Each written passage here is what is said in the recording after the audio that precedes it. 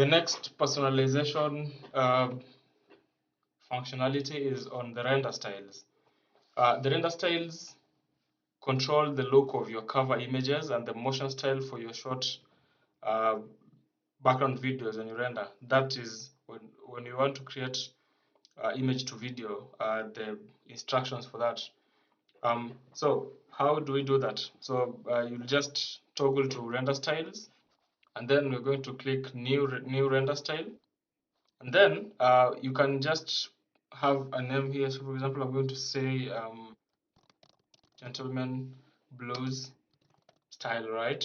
And then we can either get the instructions from generating reference images, or you can just type your instructions. The best and easiest way to go about this is to use the reference images. So I'm going to click upload images. Now these images are going to be uploaded to our AI so that the AI can analyze each of them, and then we'll be able now to import. We'll first see an analysis of the images, and then we'll be able to import and convert that analysis into instructions for image generation and also for video animation. So just a moment.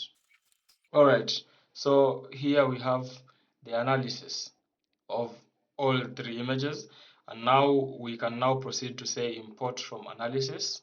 So we're going to get the image generation instructions so that when you're generating the cover images for a playlist that uses this render style engine, it's going to follow this style. All right, and then we can also add the video animation instruction. So this is going to analyze how the images look like, for example this one, and then it's going to have instructions on how to animate an image like this one, an image like this one, image like this one, so that our AI agent that will now be in charge of generating the prompt for image to video will have proper context.